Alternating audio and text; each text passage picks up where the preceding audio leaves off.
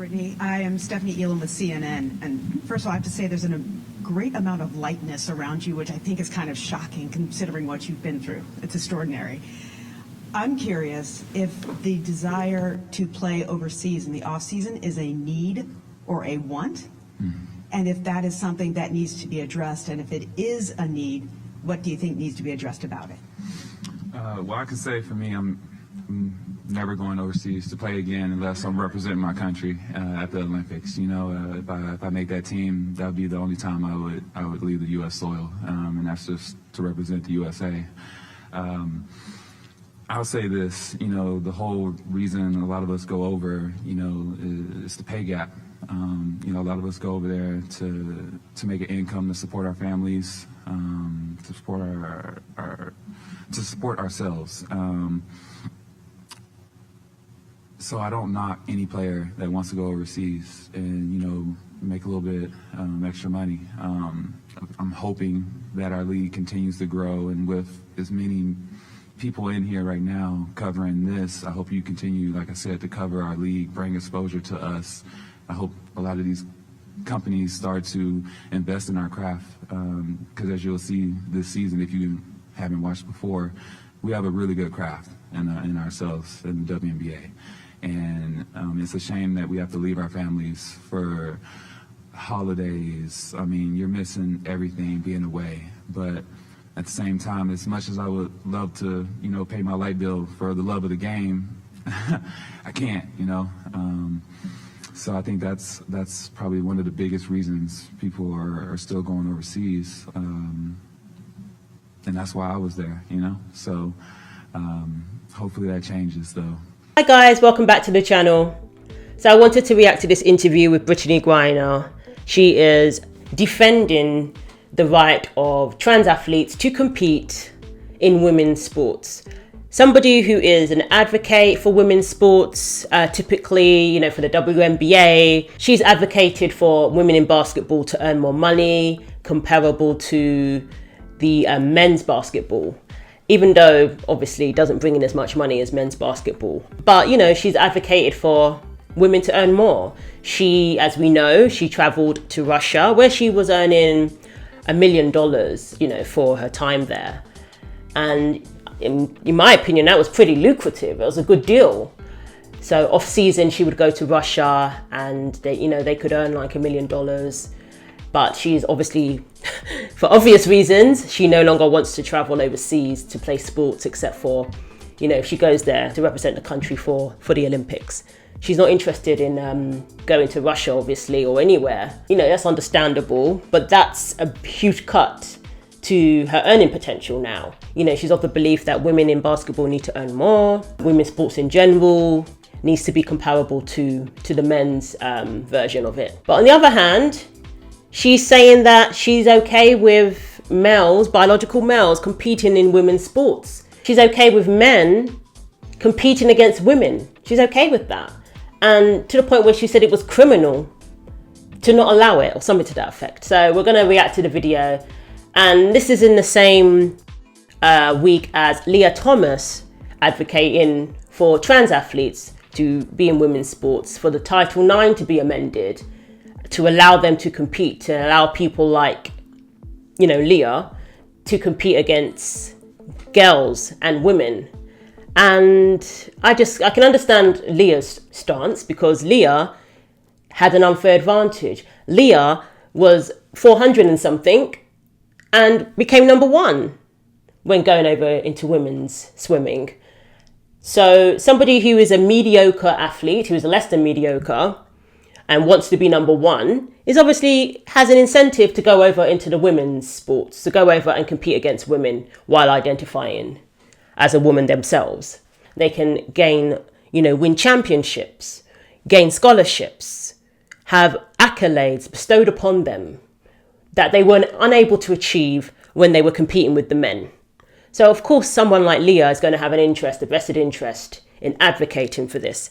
But I cannot for the life of me understand why female athletes such as Megan Rapinoe and Brittney Griner are advocating for this, who are women's sports advocates. Now, Megan, her career is over. So now she's going down the path of making a name for herself as a different type of activist, perhaps.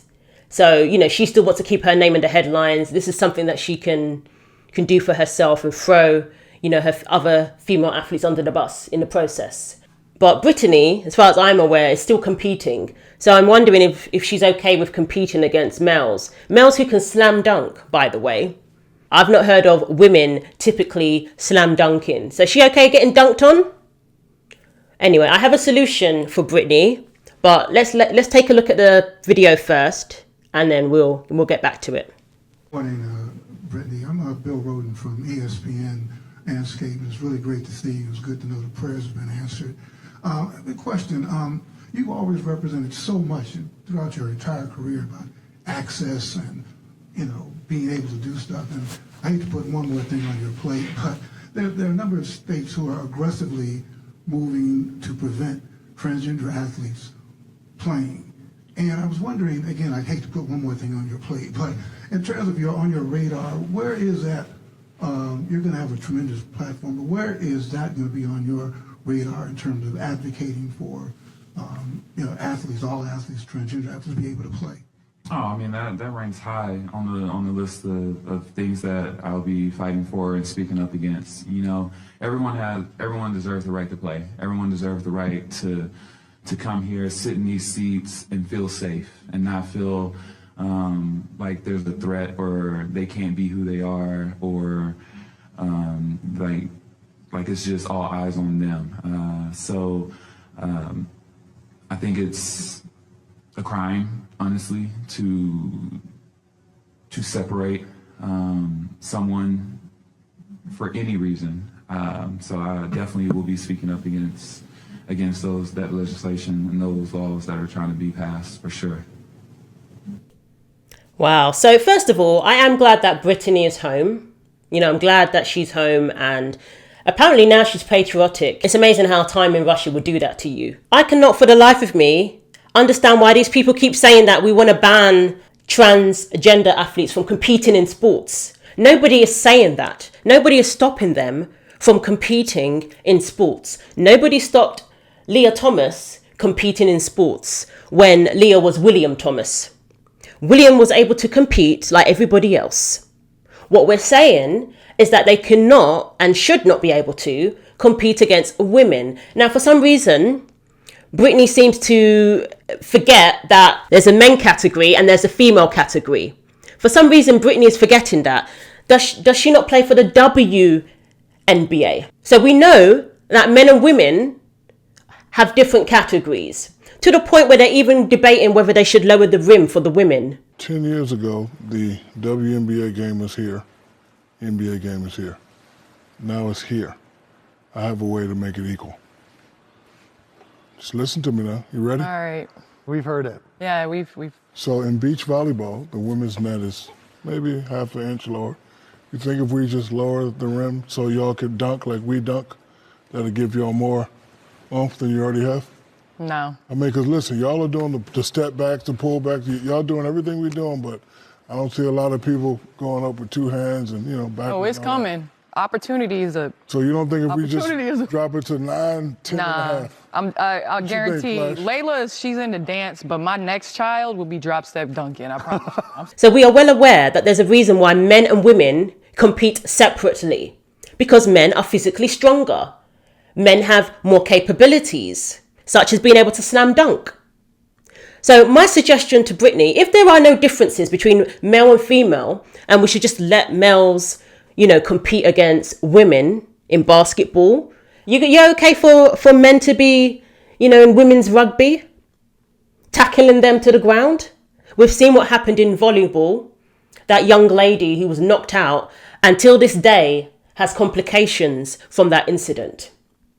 So my solution to Brittney, since there's no difference between men and women, we're forgetting, you know, she's forgetting that she plays in the WNBA, meaning she enjoys having a separate category. She doesn't have to compete against men.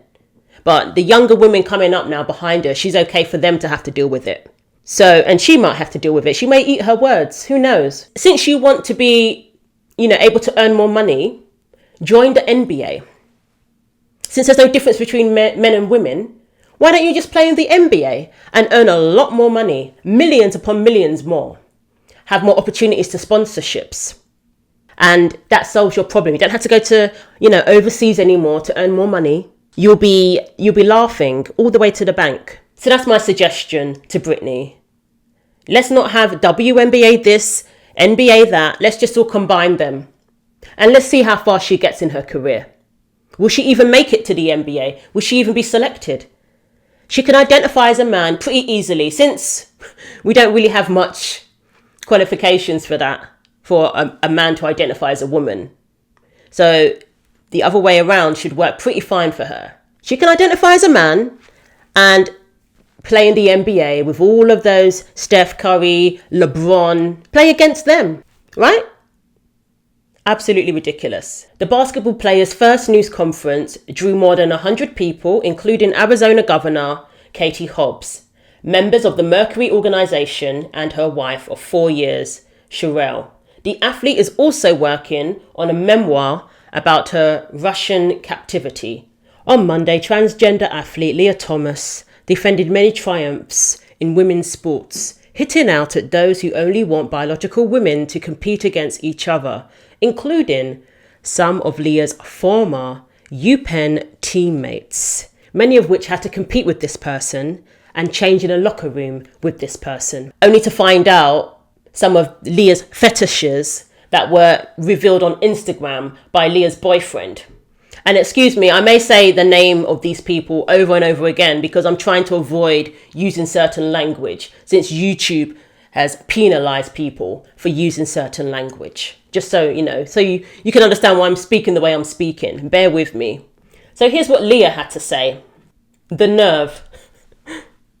They're like, oh, we respect Leah as a woman, as a trans woman, or whatever. We respect her identity. We just don't think it's fair. You can't really have that sort of half support where you're like, oh, I respect her as a woman here, but not here. Nope. That's not true. You can respect somebody's choice to do what they want to do with their life and to basically leave them to it and mind your own business. But when it starts to infringe upon the rights of other people, those people are allowed to speak out and say, hang on a minute, this is infringing upon my rights. We're going to have to address this. This is infringing upon my daughter's rights. This is infringing upon my fellow female athletes. We're going to have to address this. Because I'm sorry, Leah, but your needs and desires and so-called rights do not supersede everybody else's. And women have been competing in sports from day one. Women were minding their own business, continuing to compete in their lane, in their category. And you came along and completely disrupted everything. So those women have a right to speak out and say, no, this isn't right. Science is science. Biology is biology. There's a reason why there are male and female categories, as I'll keep saying, because for some reason people have forgotten that. There's a reason why there are even age categories, all sorts of categories, for fairness. They're using the guise of feminism. Sorry, it's not a guise, it's fact. Men are stronger than women. Leah loves that word, the guise. No. We're saying what we're saying and we mean what we say. It's not fair. Sort of push transphobic beliefs. And I think a lot of people in that camp sort of carry an implicit bias against trans people, but don't want to, I guess, fully manifest or speak that out. And so they try to just play it off as this sort of half support. They think about... There you go with the labels. And that's why so many women are scared to speak out. They will be labelled, cancelled for the belief that men and women are not the same physically. They will lose, their platforms. They will end up getting attacked physically, like Riley Gaines was, being held hostage to ransom. That's what a lot of women are afraid of. Now, that's okay. That's not any type of phobia. That's not misogynistic. That's not violent. No, that's just activism. As the university said, they're proud of the activists. So that's permitted. But speaking fact about biology is somehow some sort of phobic, some sort of bigotry. About how twisted feminism, quote unquote, feminism has become. Their arguments, you know, in order to exclude anybody in the trans category, you have to reduce women to reproductive capacity, which is, in my opinion, extremely anti-feminist. I don't want to put those women down either, and I know you don't want to either, because I see pain. I see pain, and the pain is coming from somewhere. It's not you, though. It's the patriarchy. And how can we get people to see that? What on earth is he going on about? First of all, a lot of feminists are on board with this. Megan Rapinoe, I'm probably pronouncing her name wrong, I apologise. She was, you know, heralded as a feminist for women's sports. But look at her now. Brittney Griner. I'm sure many people called her a feminist at one point, again, because she advocates for the WNBA. But look at her now. It's not this isn't a, you know, modern day feminist sort of thing. They're all for this. This is people standing up for the rights of women. And it's not some sort of phobic or whatever. I don't even know what he was going on about there. Very condescending. The tone behind that guy's voice. Again, this reeks of misogyny. It's a new, repackaged form of misogyny. Let me hear that again, because I didn't quite understand what he was going on about. To exclude anybody in the trans category, you have to reduce women to reproductive capacity, which is, in my opinion, extremely anti. Yeah, no.